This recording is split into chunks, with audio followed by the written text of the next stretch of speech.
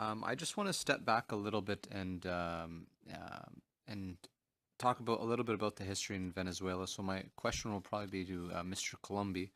I want to talk about the state of the free press and how it has diminished over the years. And if we can go back into three presidency, not just only Maduro, Chavez, and before Chavez, President Caladra. In 1967, he brought in a constitution, and it was stated that Venezuela was one of more of the stable Latin American countries. So can you just briefly describe a little bit of how the state of the free press was under Caladra, then under Chavez, which diminished quite a bit, and then the current state now? And then I'll end with one last question.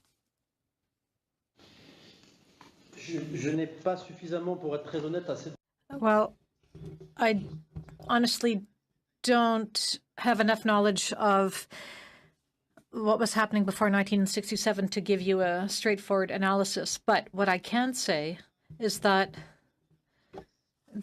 there is no freedom of the press without democracy.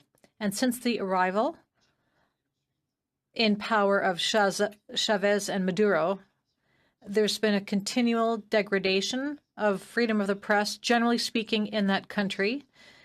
The legislative framework is more and more limiting. There are fewer rights for reporters. There are legal persecutions, arrests, criminal findings of guilty. What I can tell you, without going too far back in time, is that we have observed a continual degradation of the general situation for freedom of the press in Venezuela, and there's a direct correlation with the social crises. And a social crisis is always linked to an economic crisis. That's exactly what's happening in Venezuela today. There's political tension, there's social tension under Chavez, and today under Maduro. Censorship has simply grown. And that's why we're worried about what will happen in the coming weeks. The political crisis is far from resolved, and every time there are demonstrations, every time the opposition tries to make its voice heard, tries to defend its rights, calls for more democracy, more freedom of the press, more freedoms, every time that happens,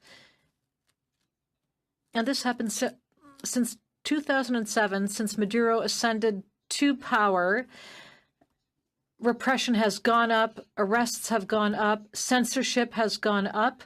And again, there are new types of censorship happening today with the internet. There are very worrying bills that Maduro wants to pass. He wants to pass laws to consolidate his control over private data, private information. In fact, Maduro's government is working on a bill precisely to limit freedoms even more. And quite frankly, even regular civilians that are putting up blogs, putting things on social media, what is the regime charging them for when they're reporting on, upcoming protests that are happening, the civil unrest? And when journalists are reporting basically facts on the ground, what is the regime charging them with in Venezuelan courts?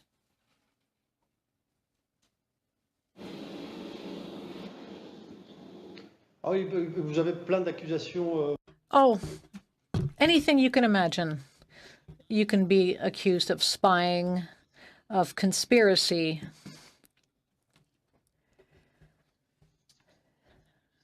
In fact, there's a very detailed list, a very long list of charges which can be used against local and foreign reporters. Some foreign reporters, there's a German one, BD6, who's been held in detention for several months now, and he's been accused of spying because he was taking pictures of President Maduro when Maduro was giving a public speech.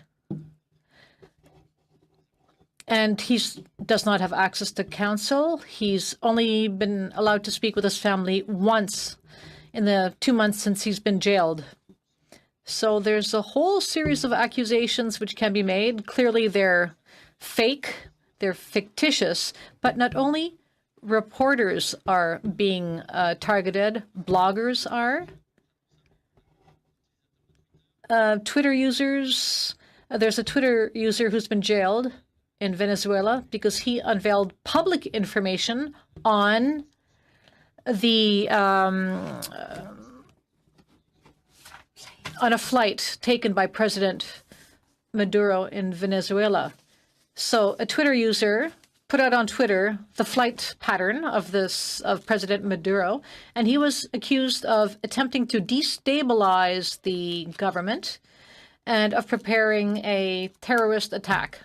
So there are a lot of such examples, and these are absurd accusations as far as we are concerned.